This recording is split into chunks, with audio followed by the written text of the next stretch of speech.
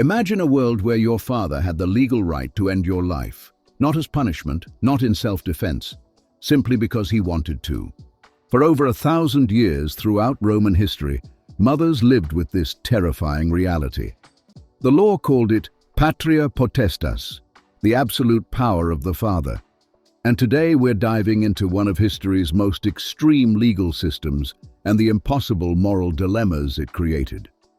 By the end of this video, you'll understand why mothers in the most powerful civilization on Earth had less control over their children's fate than we can possibly imagine. And the psychological torment this system created still echoes through history.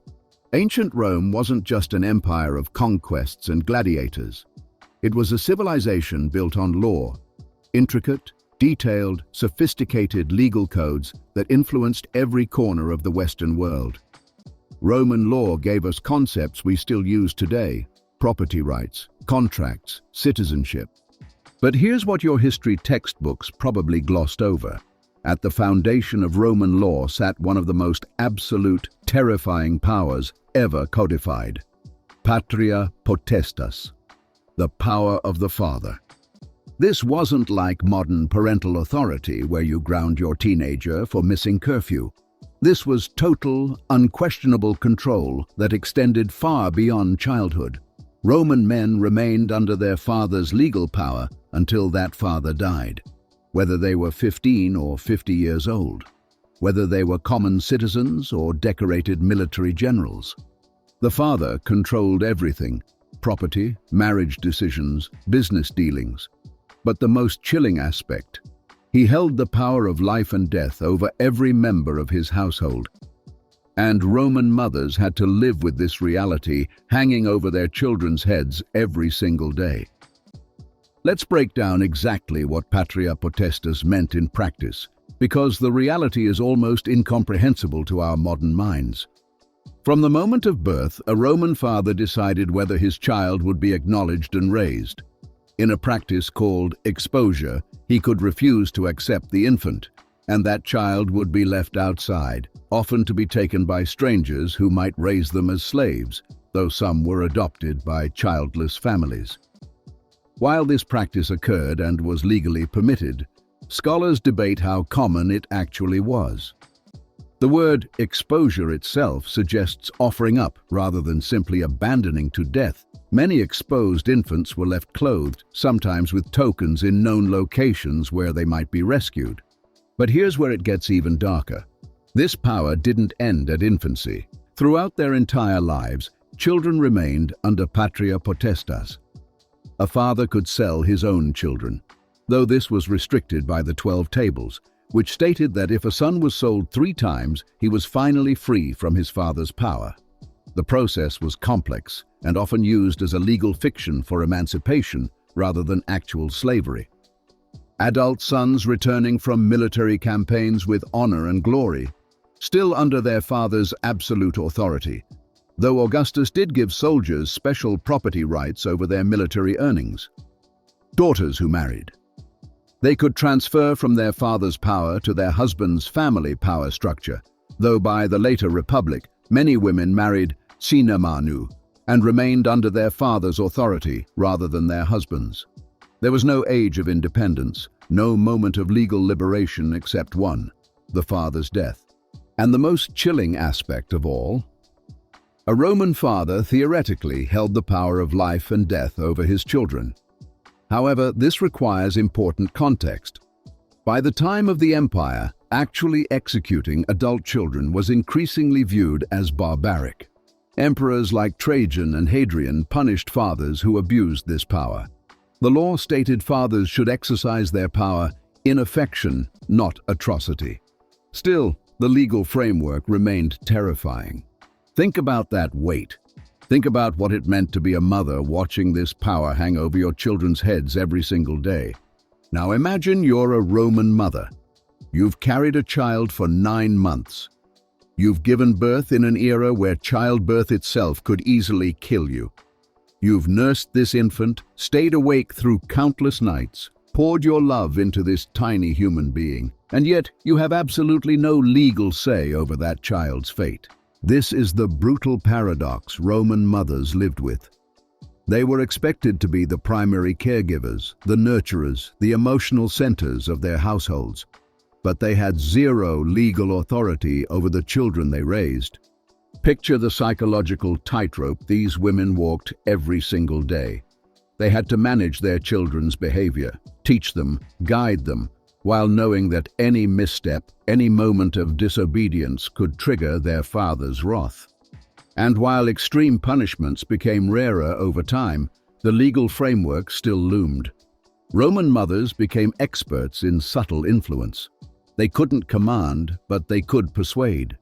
They couldn't protect legally, but they could shield emotionally and politically within the household. They developed elaborate strategies of influence, not in a negative sense, but as survival tools in a system that gave them no formal power. Think about the impossible position this created. Loving fiercely but unable to protect fully. Being responsible for children's upbringing but powerless to guarantee their safety.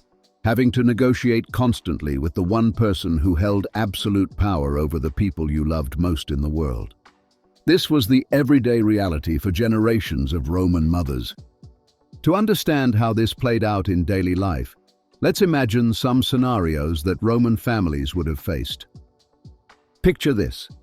A teenage son makes a business mistake that costs the family money. In our world, he'd face consequences, maybe lose privileges, work to pay it back. But in ancient Rome, his mother would know that while such extreme reactions became increasingly rare and socially unacceptable, the legal framework still gave enormous power to fathers. She'd have to carefully navigate the father's anger, using every tool of persuasion she possessed. Or imagine this scenario.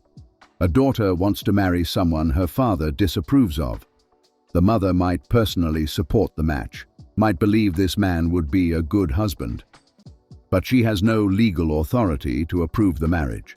Though Augustus did pass laws preventing fathers from unreasonably withholding consent, she can only try to soften her husband's stance through indirect influence. Here's another possibility. A newborn child is born during a time of economic hardship. The father considers exposure. The mother's every instinct screams to protect this vulnerable life, but the law gives her no standing. She can only plead, negotiate, appeal to her husband's sense of family honor and social reputation, because by the imperial period, such decisions were increasingly subject to social censure. These weren't rare, extreme cases. These were everyday possibilities in Roman households. Every conflict, every challenge, every moment of tension carried the undercurrent of paternal power. Mothers had to develop extraordinary emotional intelligence and strategic thinking just to navigate family life within a legal system that gave them no formal protection to offer. So what happened to this system? How did one of history's most powerful civilizations maintain such an extreme legal structure? The truth is complex. Patria Potestas lasted throughout Roman history, from the early Republic through the Empire and into the time of Justinian in the 6th century CE. But over these centuries, it gradually softened, not because the fundamental law changed dramatically, but because social customs evolved and imperial intervention increased. The most extreme applications became increasingly rare, viewed as archaic and cruel even by later Romans themselves. Public opinion and imperial edicts began to matter more than strict legal right. By the 2nd century CE, emperors were actively punishing fathers who abused their power. The right to execute children was essentially abolished. The ability to sell children into slavery was restricted to cases of extreme necessity. Life expectancy also played a role. Many Romans gained their independence in their mid-20s simply because their fathers had died. But here's what we need to understand. This system shaped Western civilization's approach to family, authority, and power for centuries. The concept that fathers should be the ultimate legal authority in families influenced European law long after Rome fell, though never again with quite the same extremity. The psychological impact is harder to measure, but just as profound. Imagine generations of mothers developing strategies to protect and nurture within systems that gave them no formal power. That kind of adaptive intelligence, that kind of emotional sophistication born of necessity, it became part of how families functioned across cultures. When we look at Patria Potestas today, it seems barbaric, incomprehensible. And that distance helps us see how far we've come in recognizing the fundamental humanity and rights of all family members, including children and mothers. This is just one chapter in the fascinating and often disturbing story of how ancient civilizations structured power and family. If you found this exploration valuable, make sure you're subscribed, because we're diving into more hidden corners of history that reveal uncomfortable truths about human societies. Drop a comment. What aspect of Patria Potestas shocked you most? And what other ancient legal systems should we explore next? I read every single comment, and your suggestions shape what we create next. Thanks for watching, and I'll see you in the next deep dive into history's complex realities. What other ancient laws or customs should we explore? Drop your suggestions.